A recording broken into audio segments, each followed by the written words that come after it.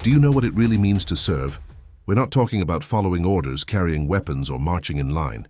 We're talking about what no one sees in the movies, what doesn't make the headlines, and what will never be told in an official report.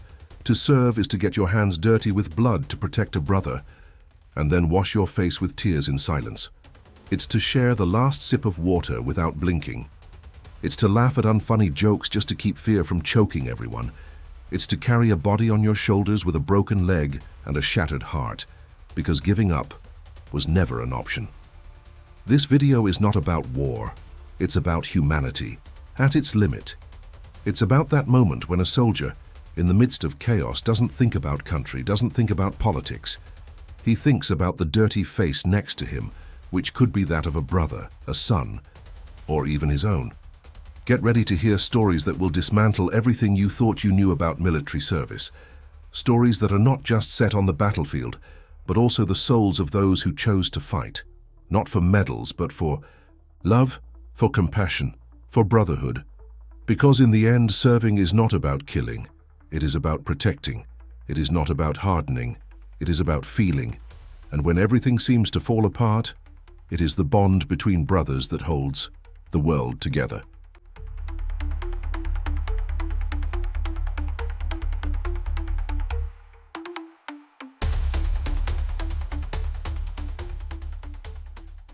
The first time a young man puts on the uniform, something changes. It is not just the weight of the fabric on his shoulders. It is the symbolic weight of what it represents. It is as if, by putting on that uniform, he is saying to the world, "Now I do not live just for myself." And that, my friend, requires courage that cannot be learned in training camp, because serving is not just following orders. It is about keeping an eye on others. It is knowing that each decision you make can determine whether the comrade next to you returns home or not. And it is there, right there, that something is born that few civilians can understand. A brotherhood that goes beyond blood. A brotherhood shaped by struggle, bathed in sweat, sometimes in tears, and sealed by silent promises of love. On the battlefield, there is no time for formal bonds, but there is time, and plenty of it, for real bonds. A soldier looks at another and does not see a comrade, he sees a brother. He sees someone with whom he has shared the last biscuit of his rations, the canteen of water that barely had any taste. Someone who held his hand during a bombing and whispered, "We're together, brother." In those moments, when fear tightens, the chest like a lead vest, it is trust in the one next to him that keeps the soldier standing. It is there that the deepest pacts are born. Not solemn oaths, but decisions made in a look, in a gesture, in care.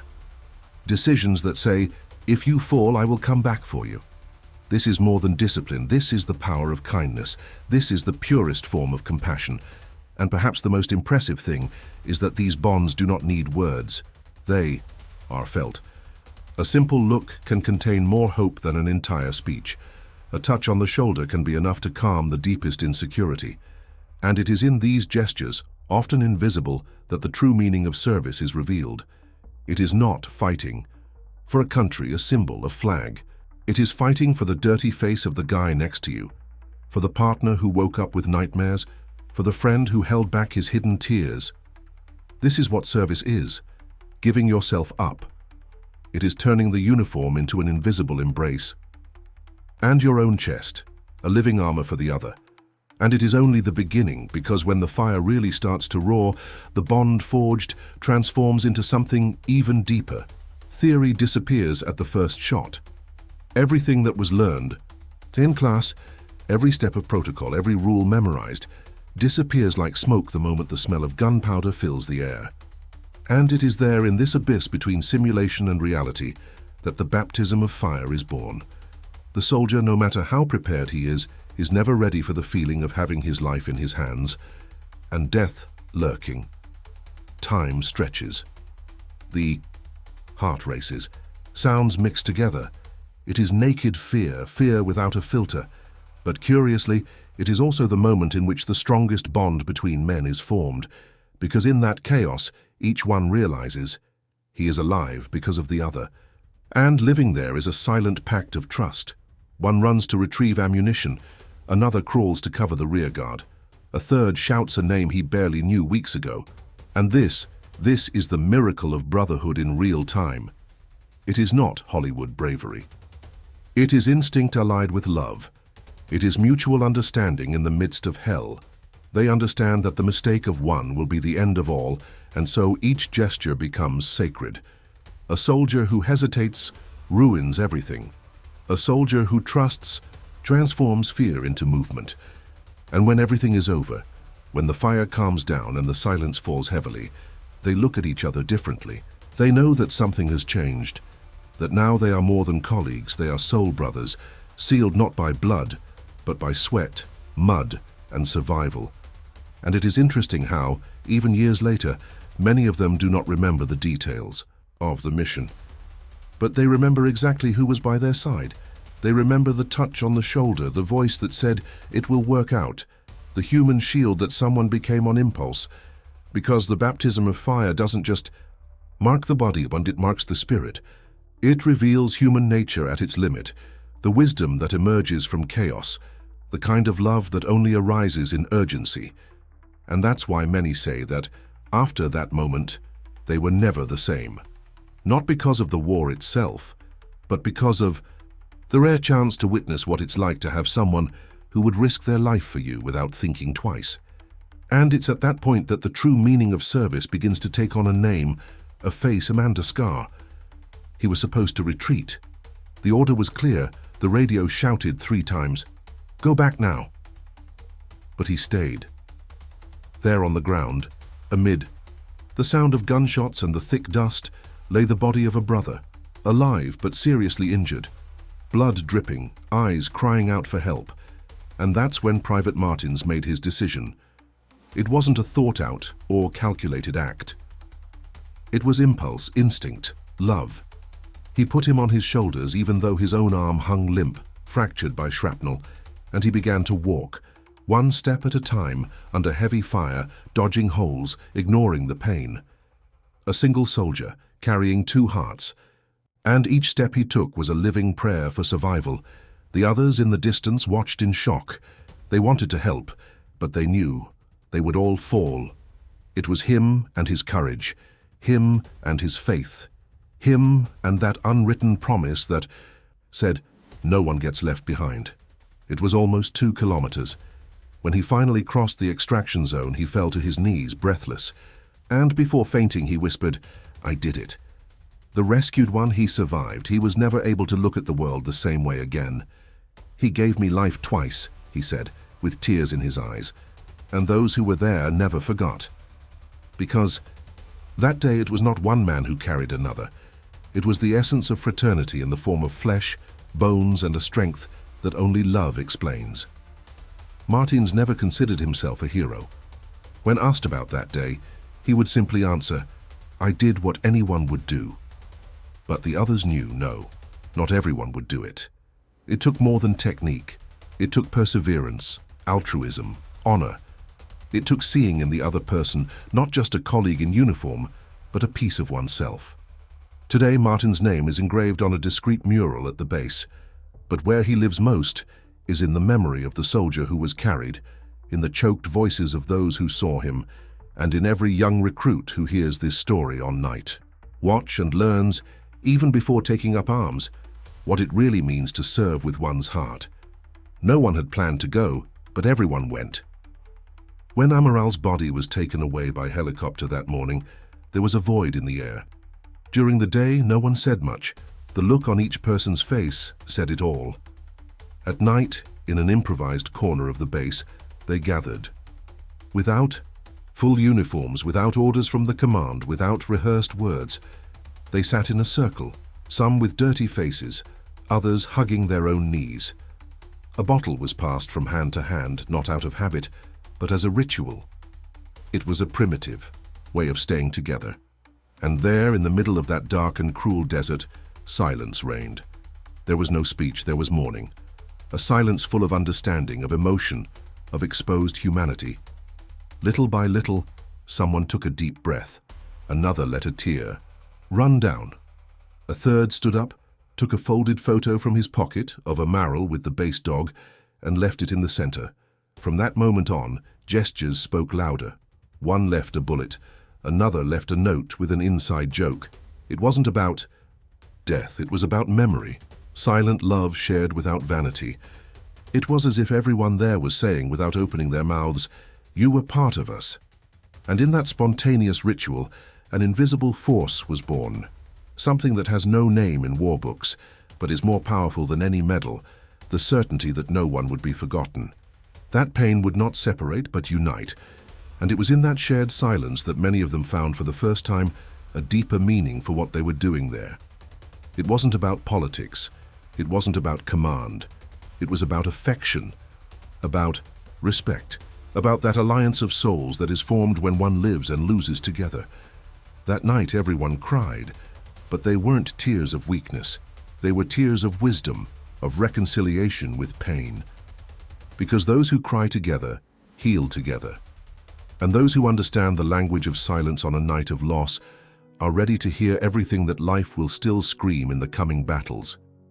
In the field, luxury is utopia. Hot food? Rare. Privacy? Non-existent. Comfort? Only in memories. But that is exactly where a type of love that almost no one notices manifests itself. Silent love, experienced in a simple gesture, like breaking the last piece of an energy bar in half and handing it to a companion without saying a word. What could be just survival becomes communion. A ritual of affection between men who have learned that sharing is resistance, that laughing, even unwillingly, is an act of courage, that a forced smile can be the antidote to loneliness. In these moments there is no hierarchy, only humanity in its raw state.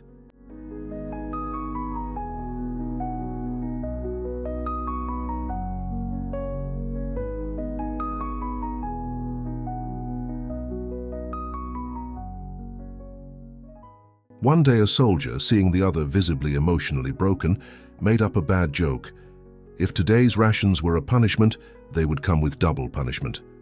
The other laughed, not at the joke, but at the attempt, and thanked him with a handshake. Scenes like this are not seen in the statistics, but they are what keep the troops standing. Because between scarcity and fear, it is the human touch that fills what protocol cannot reach. And what seems banal, sharing a sip of water, a thin blanket, a phrase of encouragement, is, in fact, the purest form of perseverance and practical love. Years later, when everything becomes a memory, it is not the numbers that remain. It is the taste of bad food shared with ease. It is the forced laughter that avoided a crisis. It is the care that was given without expecting recognition. Because true heroism is often hidden in the details, in the discreet gesture, in the silent generosity, in the kindness that springs up when one has almost nothing left. Love between soldiers does not need to be said. It lives between the lines. And those who serve together know no one comes out of a war intact, but those who shared. Even hunger carry in their hearts something that no medal can represent. And perhaps, precisely for that reason, it is what is most valuable. The war ends on paper, but it continues in the mind. The explosions cease, the body returns home, but the soul often remains there. In the darkness of the room, in the sound of thunder, in the smell of smoke coming from the kitchen. The enemy now goes by other names: insomnia, anxiety, guilt. And when all this presses on, what keeps many soldiers alive is not a psychiatrist in a lab coat. It is a message from a brother in uniform. I'm with you, brother. It is this bond forged in the trenches that extends as a bridge to after the war. Because service does not end with discharge. The mission continues to save each other from invisible pain. That is why veterans groups organize themselves. Informal meetings at simple barbecues, phone calls made in the early hours of the morning, messages sent for no apparent reason, but that always arrive at the right time. The love that began as mutual protection in combat transforms into a network of emotional support. Those who once covered the backs of others with a gun now cover them with words, with presence, with attentive ears. It is a way of continuing to serve, of exercising the power of kindness when no one else is looking, because there are wounds that do not bleed, but that slowly erode. And only those who have been there know how to silence this pain. With sincerity, patience, and above all, companionship. These meetings between veterans are not nostalgia. They are treatment. They are collective resistance. They are confirmation that fraternity was not a phase. It was a choice. A daily choice. To be present. To recognize that internal battles are as cruel as external ones, and that no one should face them alone. Many say that it was after the war that they truly understood what it meant to serve. It was to keep those who returned alive, even if inside they were in pieces. Because saving a brother, even without shots, even without a uniform, is still the noblest mission anyone can accomplish. He wrote every week, always in the same hardcover notebook, already stained by time. They were letters addressed to a brother in uniform who never replied again. Killed on a mission, he had left a void so great that no external words could fill it. So the soldier began to write to him, as if with each line he could relive a conversation. Remember our plan to open a bar on the beach? Yes, I still dream about it. Some letters were light, others hurt like a gunshot. You saved me, and I couldn't bring you back. He never sent them. He never read them out loud. But every week, when he folded the page, he would touch his forehead as if saying a prayer. It was his way of keeping alive what can never die. Gratitude. This ritual became a silent sanctuary. No one knew. Until one day at a veterans meeting, someone caught him reading the letter with wet eyes, and instead of interrupting, he sat next to him in silence. Another did the same. A circle formed. And there, in that moment, the soldier understood. What had begun as personal relief had become a collective tribute. The words, previously silent, now gained ears and hearts. And at the end of the letter, when he said, "Thank you for never leaving me alone," everyone felt the weight and beauty of that love between brothers. Because it wasn't about death, it was about legacy, about what remains when everything is gone. Later, they decided to place the letters in a discreet memorial, not out of vanity, but out of honesty, to remind everyone, civilians, soldiers, families, that there are feelings that only those who served understand. That honor is also in the suppressed tears, in the folded note, in the handwritten pain, and that the greatest tribute to a fallen brother is not only to remember his courage, but to live for him, to act as he would act, to love as he loved, to protect as he would protect, because in the end this unsent letter became a silent cry of hope, that love between soldiers does not die, it only changes form and continues to serve in silence. The ceremony was simple, but nothing about it was ordinary. When the flag-draped casket arrived, the silence imposed itself like an invisible authority. It was not a silence of embarrassment, it was one of reverence, of absolute respect. Men and women, many of them with grey hair and eyes marked by stories that were never told, wore the same uniform, not out of protocol but out of feeling. It was as if he were saying, "We are here, we are still yours." And they were there with all their souls, because this was not just a funeral, it was a collective embrace for someone who, even though he was absent, was still part of everyone. One by one, the veterans lined up, no matter their rank, no matter their past. In that moment, they were all equal. Brothers who, by some miracle of fraternity, had survived, but who never forgot those who had fallen by the wayside. When the coffin passed, some just bowed, set their heads. Others shed a tear. There were those who reached out and touched the wood as if to say, "You are not going alone." And they were not. Because what was seen there was not just mourning, and it was love, it was understanding. It was the kind of farewell in which there are no words, but the silence speaks for all. Thank you. We will miss you. And we will continue. For you. After the ceremony, many remained. They sat on the floor, took off their berets and shared stories. They laughed at old jokes and told stories that only those who had lived through it would understand. One of them, the oldest in the group, stood up and said, he was the first to wake up and the last to sleep. And he never left anyone behind. Silence, then applause. Not out of formality, but out of honor. Because service does not end in life, and death among brothers in arms, is just another stage of the mission. The uniform, now in mourning, continues to carry the legacy of the one who left, and everyone there knew, as long as someone remembers, he did not die. He just changed rank. In each unit, in each platoon, there is a set of rules that was never printed, never said out loud, but that everyone knows by heart. It is the invisible codex, a sacred manual passed down from look to look, from attitude to attitude. It is written in it without ink that no one eats before making sure the other has something to eat too, that no one sleeps while their comrade is on watch, because divided vigilance means less fear, and that we never make fun of another's pain. At most, we offer a shoulder to cry on. These commandments do not come from training. They come from humanity, from the natural instinct to protect those who protect you. It is this code that sustains the invisible structure of a troop. It transforms simple gestures into sacred bonds. When a soldier covers another with a coat without warning, when he holds his weapon during a panic attack, when he wipes his tears without saying anything, he is complying with the codex. And those who break these silent laws do not need official punishment. They feel the weight of the rupture in their hearts. Because in the field, trust is the most valuable currency. More than bullets, more than ammunition. And this trust is cultivated in honesty, in sincerity, in the genuine altruism of those who understand that serving means putting others before oneself without losing one's own essence.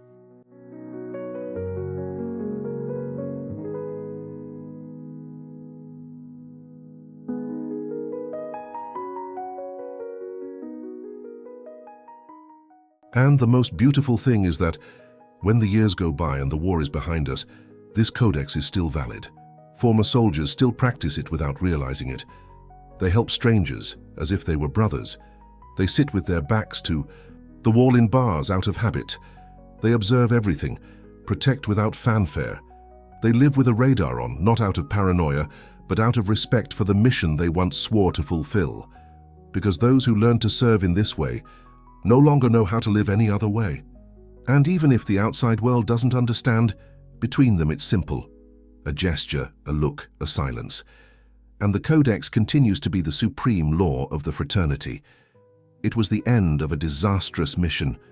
Communication errors, hostile weather, irreparable losses.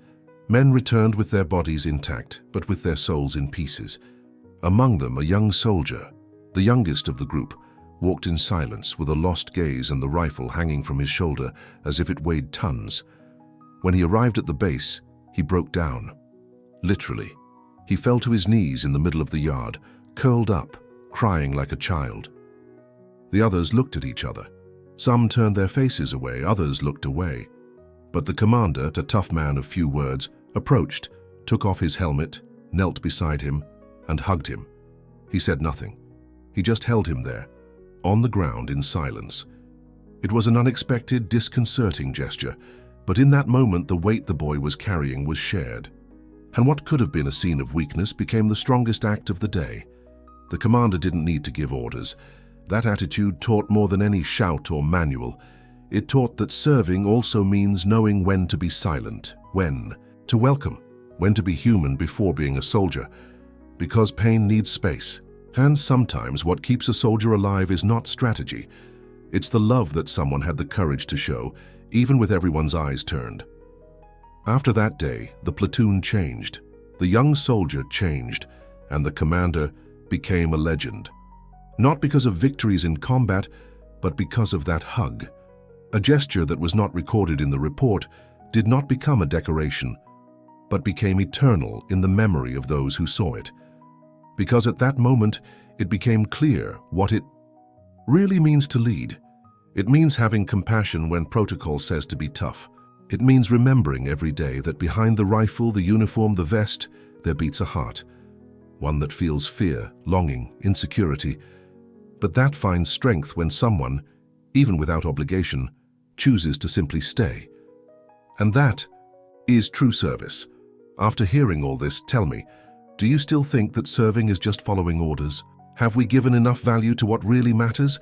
The human bonds that are born in the fire, grow in silence, and last forever?